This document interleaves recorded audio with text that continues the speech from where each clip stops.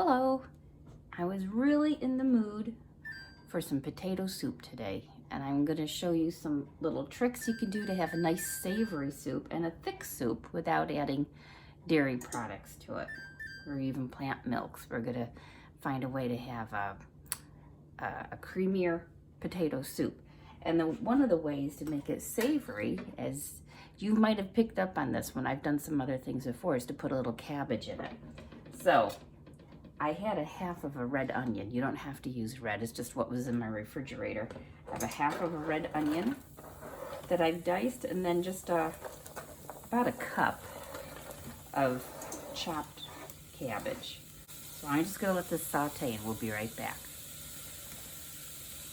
All right, everything is sauteed. Got a little bit of color going on in there. And while that was sauteing, I chopped up 4 little potatoes, so it's the equivalent of like 2 medium large potatoes. And I'm adding that, and I'm adding a jar of Hippocrates soup. This is about 3 cups of soup. You can just use vegetable broth, or you could even use water if you wanted. But if you're following the Gerson therapy, this is going to be and like if you ate half of this for lunch and half of this for dinner, it's going to have your vegetable, it's going to have your potato, and it's going to have your Hippocrates soup. So you're able to combine 3 of the aspects of your meal in one dish. So you can plan on having half of this for lunch and half of this for dinner. All right, it's been simmering for a number of minutes now. It's smelling very good. And I could always change this up if I wanted to put a little carrot in or put some sweet pepper in. What I've done is I chopped up a little parsley that I'm going to put in there.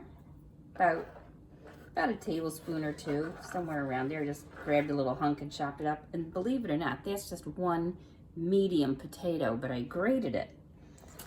And putting that grated potato in there and letting it simmer a little bit longer is going to be what gives it some thickness and consistency. All right, the soup's all done. It needed 10 more minutes to get my diced potatoes tender and the grated potatoes all cooked. And you can see it's just kind of like a chowder right now. It's very, very nice.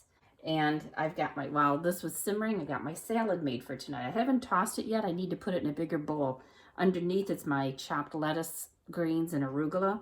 I've got that orange pepper, red onion, grated beet, and chopped red cabbage, which you'll see most of those things in all my salads because I love all the colors and I love all the antioxidants that come in those red and orange vegetables. And my soup's done. So I'm going to continue on what we've been talking about in terms of faith. Remember, faith means constant reliance on Jesus Christ and his faith. But faith, the short version of it would be constant reliance. So we put constant reliance on God, constant reliance on the faith of Jesus. Yeah, and I like, when I see the word faith now, I think of that constant reliance, and it's helpful just to make it a little clearer. So what I want to do for you to consider today is I'm going to read from you from chapters 11 and part of 12 in the book of Hebrews, because this is the faith of our fathers, and I've heard it called different way, the walk of faith, and it's God commending all these people of faith throughout the years who had faith without seeing the results of what they were holding out their faith. And unfortunately, there's a lot of people who don't want to have faith unless they see things first. But if you see it first, it's not faith. You have to have faith is something, it's believing before you seeing. And then this is just such a good, I'm just going to read it for you so you can listen and just appreciate what God is saying here. Okay, and I am going to cheat and read it from the New International Version just because it's easier to follow and listen to. I like the King James for the study aspects, but in terms of just understandability and just listening, I want to read from NIV, okay? So I'm starting with chapter 11 of Hebrews.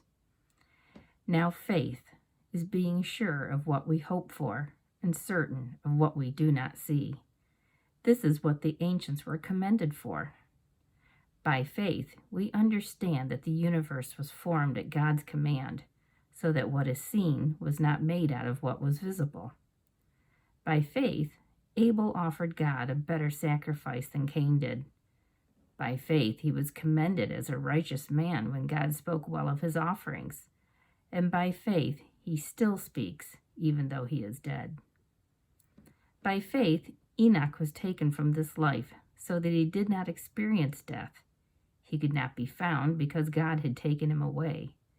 For before he was taken, he was commended as one who pleased God.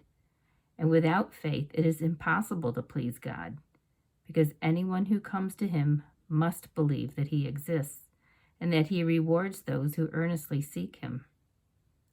By faith, Noah, when warned about things not yet seen, in holy fear built an ark to save his family. By his faith, he condemned the world and became heir of the righteousness that comes by faith. By faith, Abraham, when called to go to a place he would later receive as his inheritance, obeyed and went, even though he did not know where he was going. By faith, he made his home in the promised land like a stranger in a foreign country. He lived in tents, as did Isaac and Jacob, who were heirs with him of the same promise. For he was looking forward to the city with foundations, whose architect and builder is God. By faith, Abraham, even though he was past age, and Sarah herself was barren, was enabled to become a father, because he considered him faithful who had made the promise. And so from this one man, and he as good as dead, came descendants as numerous as the stars in the sky, and as countless as the sand on the seashore. All these people were still living by faith when they died. They did not receive the things promised. They only saw them and welcomed them from a distance. And they admitted that they were aliens and strangers on earth. People who say such things show that they are looking for a country of their own. If they had been thinking of the country they had left, they would have had opportunity to return. Instead, they were longing for a better country, a heavenly one. Therefore, God is not ashamed to be called their God, for he has prepared a city for them. By faith, Abraham, when God tested him, offered Isaac as a sacrifice. He who had received the promises was about to sacrifice his one and only son, even though God had said to him, "It is through Isaac that your offspring will be reckoned." Abraham reasoned that God could raise the dead, and figuratively speaking, he did receive Isaac back from death. By faith, Isaac blessed Jacob and Esau in regard to their future. By faith, Jacob, when he was dying, blessed each of Joseph's sons and worshipped as he leaned on the top of his staff. By faith, Joseph, when his end was near, spoke about the exodus of the Israelites from Egypt and gave instructions about his bones. By faith, Moses' parents hid him for 3 months after he was born, because they saw he was no ordinary child, and they were not afraid of the king's edict. By faith, Moses, when he had grown up, refused to be known as the son of Pharaoh's daughter. He chose to be mistreated along with the people of God rather than to enjoy the pleasures of sin for a short time. He regarded disgrace for the sake of Christ as a greater value than the treasures of Egypt, because he was looking ahead to his reward. By faith, he left Egypt, not fearing the king's anger. He persevered because he saw him who is invisible. By faith, he kept the Passover and the sprinkling of blood, so that the destroyer of the firstborn would not touch the firstborn of Israel. By faith, the people passed through the Red Sea as on dry land, but when the Egyptians tried to do so, they were drowned. By faith, the walls of Jericho fell, after the people had marched around them for 7 days.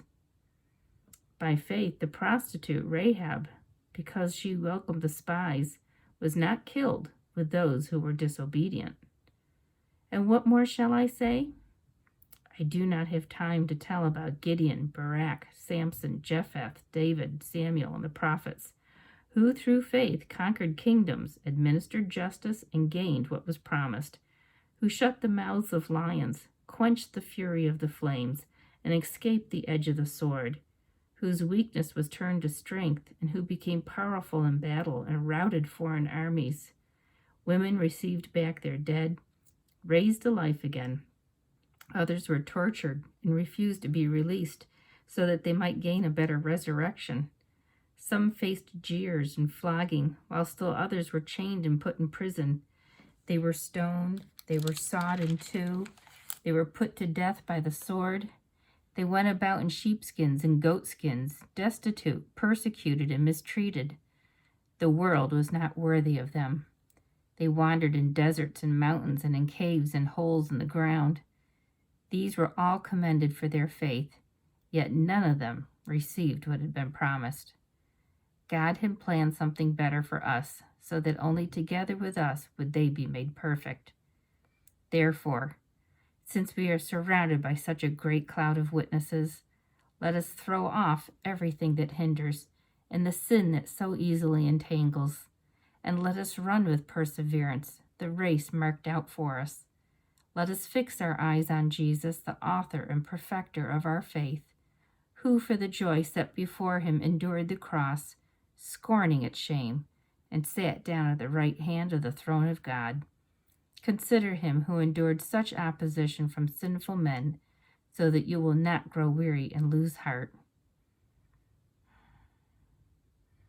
I think that's a wonderful reading. I'm going to go just a couple more verses. In your struggle against sin, you have not yet resisted to the point of shedding your blood, and you have forgotten that word of encouragement that addresses you as sons. My son, do not make light of the Lord's discipline, and do not lose heart when he rebukes you, because the Lord disciplines those he loves, and he punishes everyone he accepts as a son. Endure hardship as discipline. God is treating you as sons. I'm going to stop there. That's a really encouraging reading. And I hope that maybe you'll take a little time today to go back and read it for yourself. Hebrews 11 and 12, 1 through 6. And just think about that. My husband and I were talking about this. I told him, I said, I think I just want to read this tonight and not really do a lesson, and read it. And we talked about it a little bit, and we both agreed that our lives are not very difficult in comparison to what the steps of faith that these people had to make back then. We've got the assurance of Christ, and they didn't. So I just hope that encourages you and gives you something to think about. And you know what? I'm gonna call on you to help me find a verse. I've done some searching and I can't find it, and I don't remember it well enough to look it up. That's the problem. I've tried, but it has something to do with our faith. When we have faith, that's actually proof in itself that something exists. We don't have to see it. It's the fact that we have faith that we're going to see it that counts as proof in God's eyes. He counts that as proof when we have faith in something. And I don't remember where that was that I've read that. And it was a good verse, that he, I don't know if it's faith that he exists or just has to do with that's proof enough. So if you find it, let me know and put it in the comments down below, because I've been searching and I'm not finding it. All right, thank you. We'll see you. What's tomorrow? See you on Friday. Bye-bye.